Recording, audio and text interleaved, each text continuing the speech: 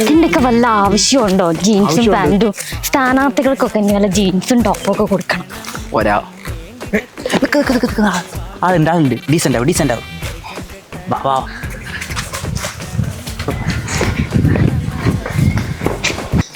കേട്ടോ, ഇവിടെ ആരും ഇല്ലേ?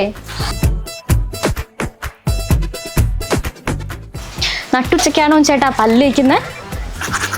ഉച്ചക്ക് പല്ലേക്കാൻ പാടില്ല എന്നാലും പറഞ്ഞിട്ടൊന്നുമില്ലല്ലോ.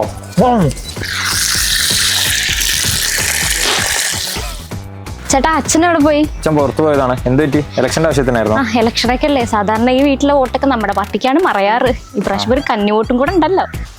അതൊക്കെ ഓക്കെ, പക്ഷെ ഈ പ്രാവശ്യത്തെ വോട്ട് കിട്ടില്ലല്ലോ. അതെന്താ കിട്ടാത്തെ? ചെക്കൻ ദുബായ് പോയേക്കുവാണ്.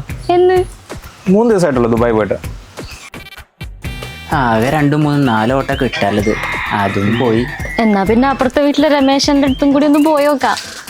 അവിടെ പോകുന്നോണ്ട് പ്രത്യേകിച്ച് കാര്യമൊന്നും തോന്നുന്നില്ല കേട്ടോ. അവനും ഇവനും കൂടെ ഫ്രണ്ട്സ് ആയിരുന്നല്ലോ, 2 പേരും കൂടെ ദുബായ് പോയേക്കുന്നത്. എനിക്കറിയാൻ പാടില്ല നിങ്ങളുടെ പോയിട്ട് കാര്യം ഉണ്ടാവും. ഈ പഞ്ചായത്തിലെ എല്ലാരും ദുബായ് പോയേക്കാൻ തോന്നുന്നു. ശരിയാ മാഡം, നമ്മൾ ഈ പഞ്ചായത്തിൽ കയറിയ 15 വീട്ടിലിത അവസ്ഥ. ഒറ്റൊരുത്തനും വീട്ടിലില്ല. എതിർ പാർട്ടിക്കാരും നമുക്ക് എന്തോ പണിയുന്നുണ്ട്. അതെനിക്കും തോന്നി. ബെസ്റ്റ്.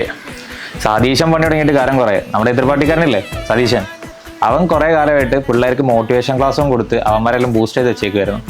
ഈ ഏരിയയിൽ നിന്നുള്ള പിള്ളേരെല്ലാം കൂടെ കൊണ്ടോട്ടി സ്കൈടെക്സിൽ പോയി ചേർന്ന്. പക്ഷെ അവൻ്റെ പ്ലാന് വേറായിരുന്നു. സ്കൈടെക്സ് ചേർന്നവന്മാർക്കെല്ലാം പ്ലേസ്മെൻറ്റ് അബ്രോഡാന്ന് സതീശന് നേരത്തെ അറിയാമായിരുന്നു.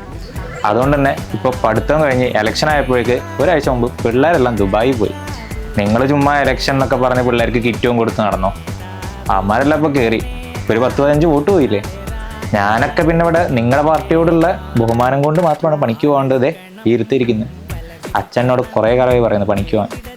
പാർട്ടി എന്നാ ശരി, ഞങ്ങള് പോട്ടെ. നമ്മളോ മൂക്കിൽ പല്ലും മുളച്ച് ഇതുവരെയൊക്കെ ആയി. നീ എങ്കിലോ പറഞ്ഞ സ്കൈടെക്സിൽ പോയി രക്ഷപ്പെടാൻ നോക്ക്.